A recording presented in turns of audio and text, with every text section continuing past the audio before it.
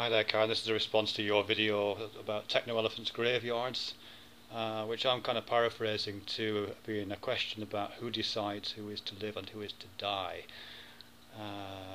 Yeah, it's a good question, that. If we assume that one of the solutions to a possible overpopulation problem is the culling of the old and feeble, then who gets to decide who is old and feeble and what are the criteria? I think there are two issues there. One is to do with criteria for fitness, whenever we decide that to be, and secondarily, who decides on that, and related to that, of course, who carries it out. And then I think there's a second unrelated issue which you don't talk about in your video, which I'll try and come on to. But certainly the thing about criteria, yeah, apropos of Wet Snow left a video response to one of my previous videos in this series, where he cited the criteria being one of intelligence. And that's the one I think you would get from most people. Certainly one or two other comments that have been left in the comments sections of one or two of my videos cite intelligence as being the key feature. I have to say I'm not totally convinced by that. You know what I mean? I know we do hold intelligence up as being the the most developed of human features, the most human of human features, or something. I can't quite phrase that correctly, but it's something like that. But I'm not sure about that, really. I think that certainly you would need to define what intelligence is, and then you would need to decide whether that was something that you wanted or not.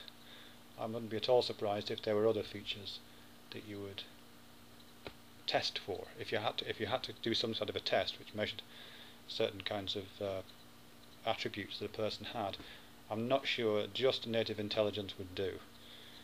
It might be better to think of something like the ability to be self-sacrificing, the ability to be compassionate, because there's no point in breeding a super race of 5 million hyper-intelligent people if the chief goal of that intelligence is to reproduce itself innumerably again, is there really? What you would want is a smaller population of people who like small populations and who get on well and who don't want to hurt one another. That's the kind of thing I would imagine you would probably want. So again, intelligence isn't probably it. It's also, I think, probably worth recognising that we already do limit our population. We limit it through selective starvation and selective warfare, and that's something that's probably good to take control over a little bit.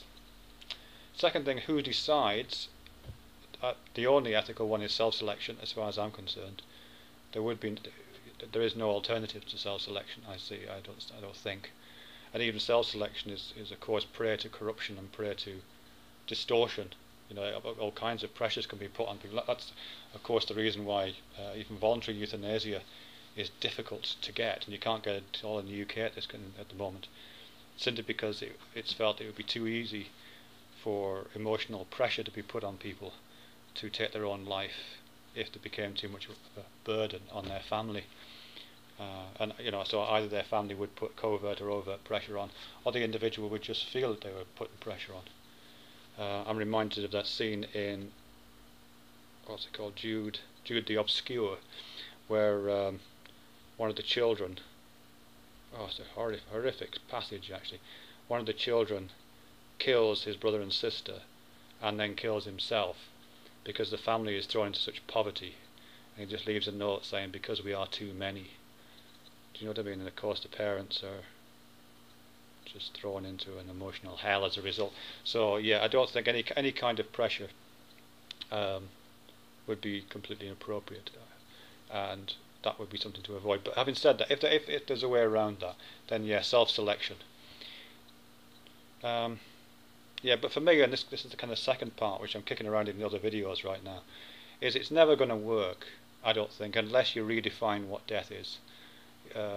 At the moment, death is the end, and it is the terminal point. It is the point of sacrifice and martyrdom and suicide and ending. It is the terminal point, and so it's always the full stop at the end of a life which is full or empty according to how you live it.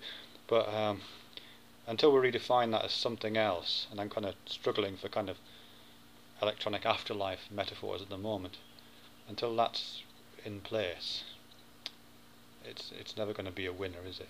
Really.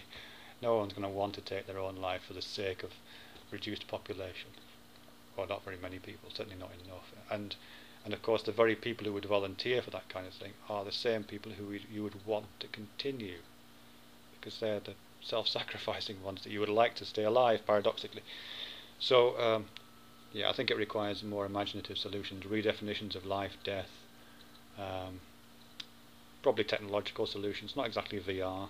A redefinition of what life is, redefinition of consciousness, maybe, something like that. Anyway, thanks very much for that provocative video.